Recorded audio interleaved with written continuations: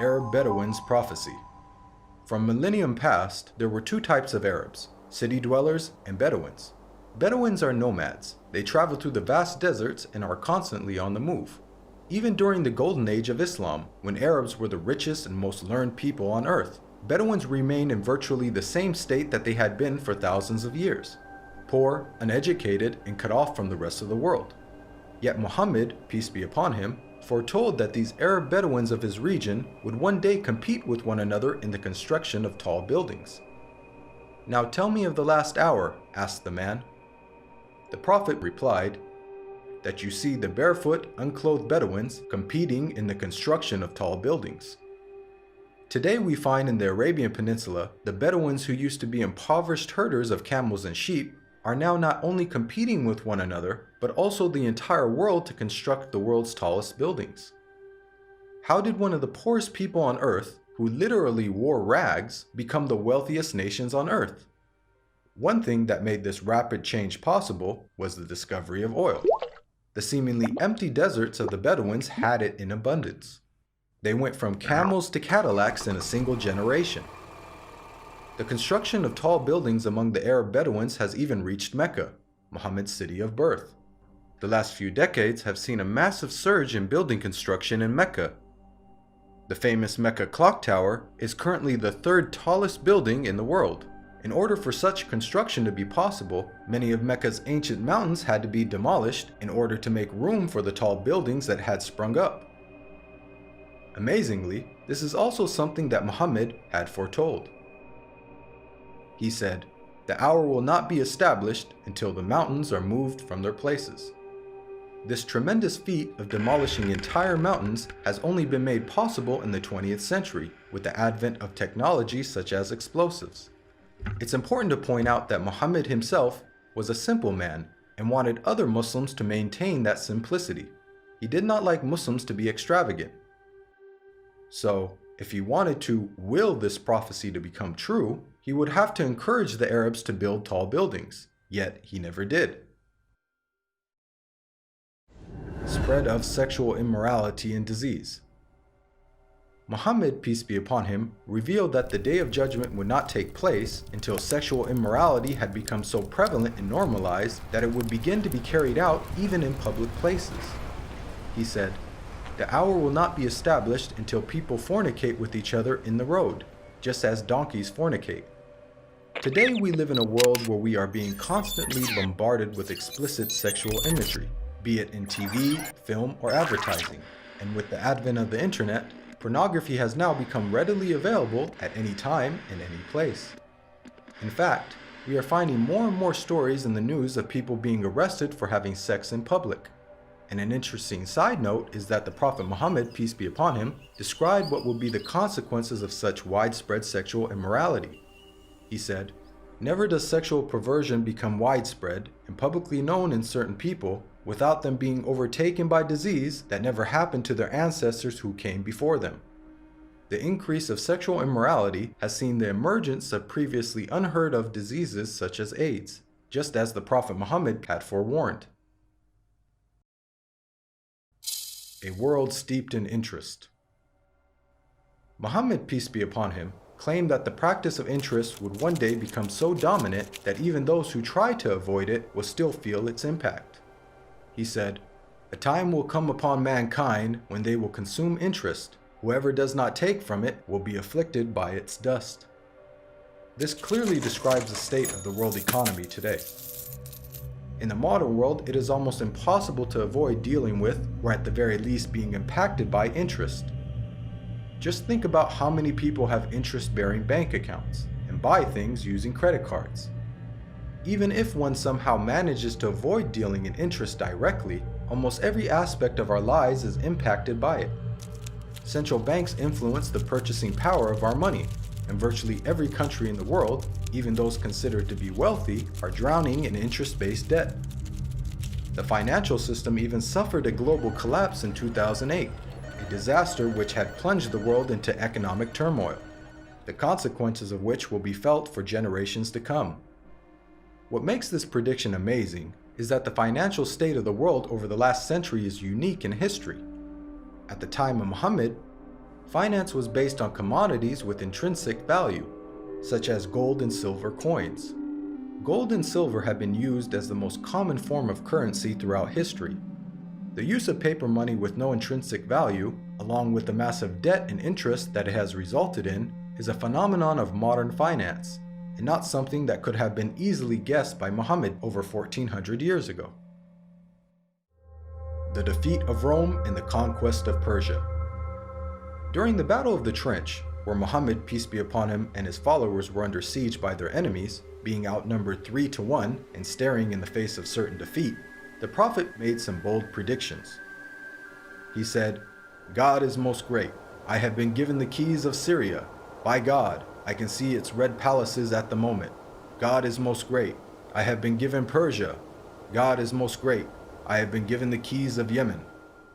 At that moment, Muhammad had made the astonishing claim that the Muslims would not only take the lands of Yemen and Syria, much of which was under the occupation of the Roman Empire, but that they would also defeat the mighty Persian Empire. Historically, Muhammad's companions saw this prophecy fulfilled before their very eyes, as they went on to defeat the Romans and conquer Persia.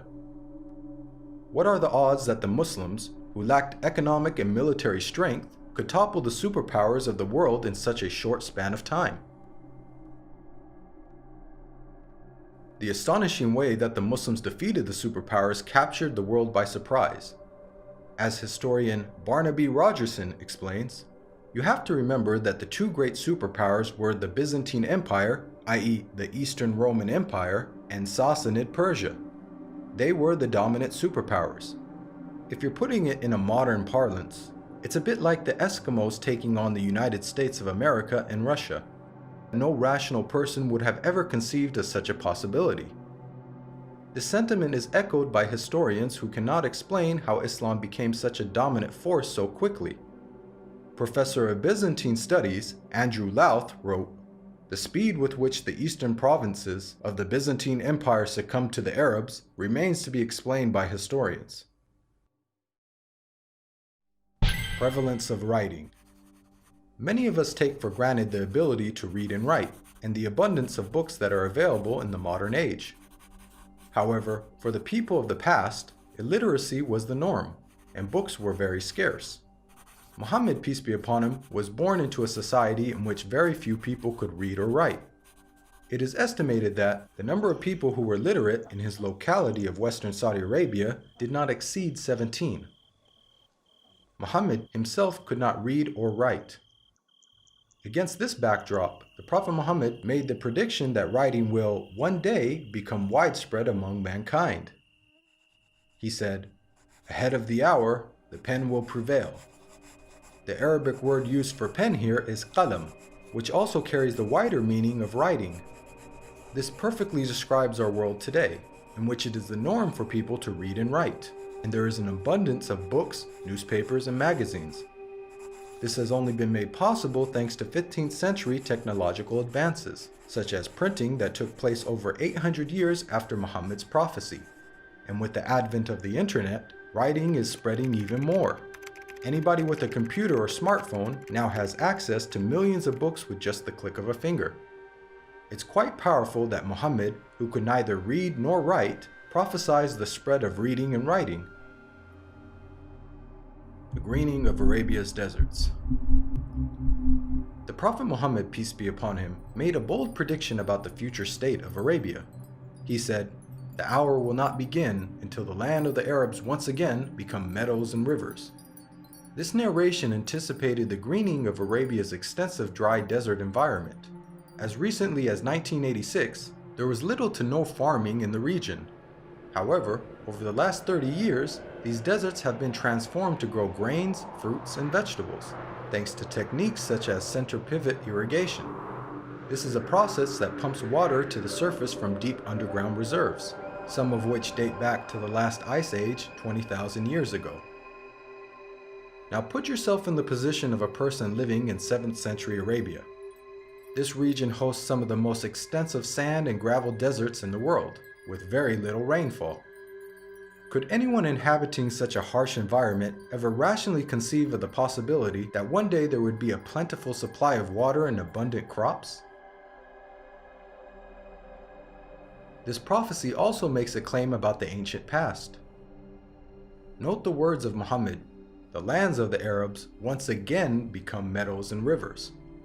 By saying once again, he is implying that at one stage in their history, the deserts were lush with vegetation and life, and that they will be returning to this former state.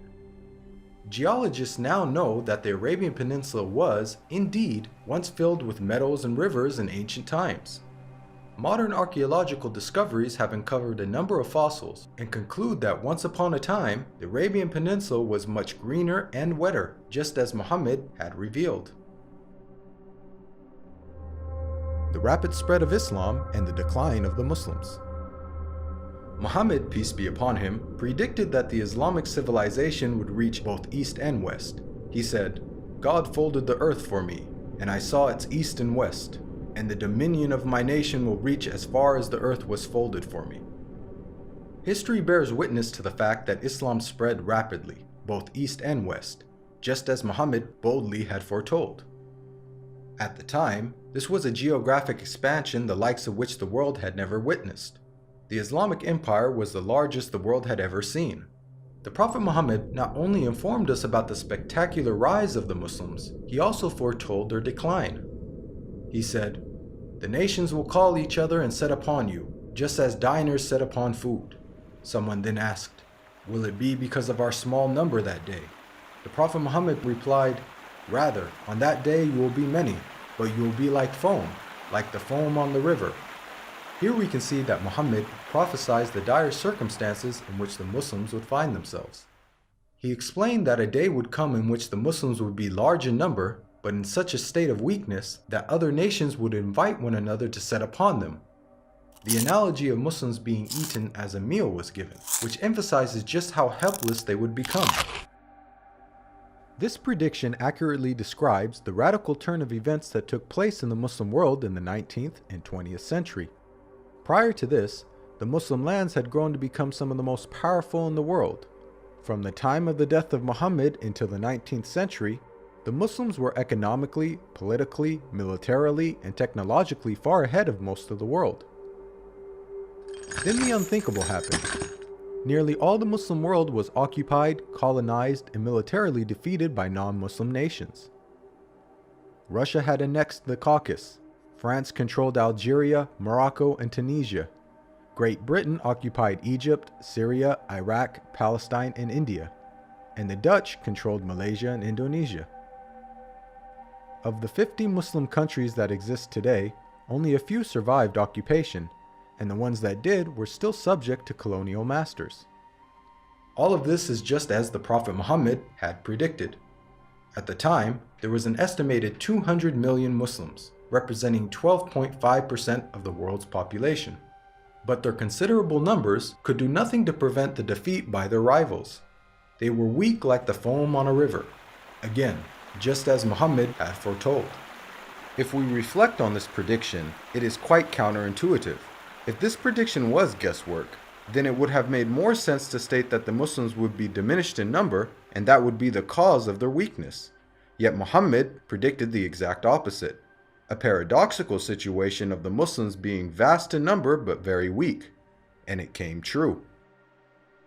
Historically speaking, when religions lose their influence on the world stage in such a way, it is usually followed by a stagnation or decline in the number of their followers. Yet Muhammad foretold the exact opposite with regards to the religion of Islam. He said that it would continue to grow in terms of the number of followers, to the extent that it would eventually enter every household. He said, "This matter will certainly reach every place touched by night and day. God will not leave a house or residence, except that God will cause this religion to enter it." Today we are witnessing this prophecy unfold before our very eyes. Islam is currently the fastest growing religion in the world, with nearly 1 in 4 people on earth being a Muslim, and is forecasted to be the world's largest religion by the year 2070. This is despite Islam being constantly attacked by the media, the colonization of Muslim lands, and the many wars that have been waged in the Muslim world.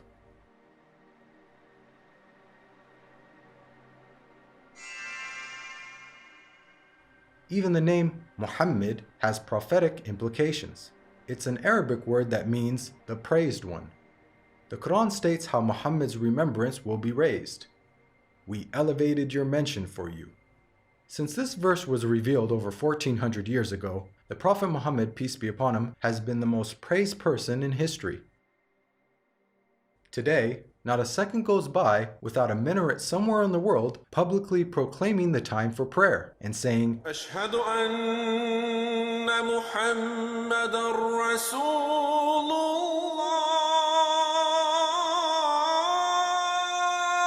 I bear witness that Muhammad is the messenger of God. أشهد أن محمدًا رسول الله.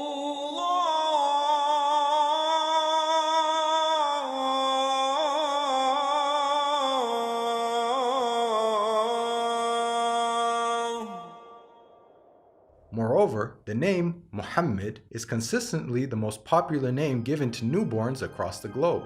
This is despite the fact that Muhammad never encouraged Muslims to adopt his name. In fact, he said that the best names are Abdullah and Abdurrahman.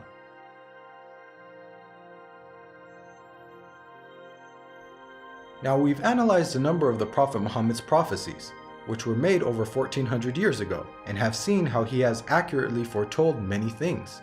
Purely from the standpoint of basic probability, for someone to accurately guess about such future events, which spanned across multiple nations in different time periods, many of which were outside the sphere of Muslim influence, to give so many predictions without making a single mistake is utterly impossible. Today, millions of people believe in false prophets and follow false systems for guidance in life. As human beings, we're willing to follow false prophets, man-made systems, and baseless superstitions, but why don't we accept the real guidance when it comes from God?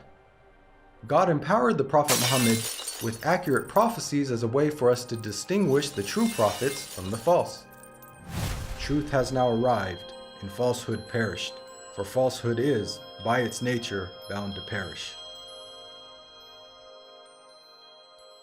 This video is based on the book, The Forbidden Prophecies. To learn more about the evidences for Muhammad's prophethood, please download your free copy of the book at the link below.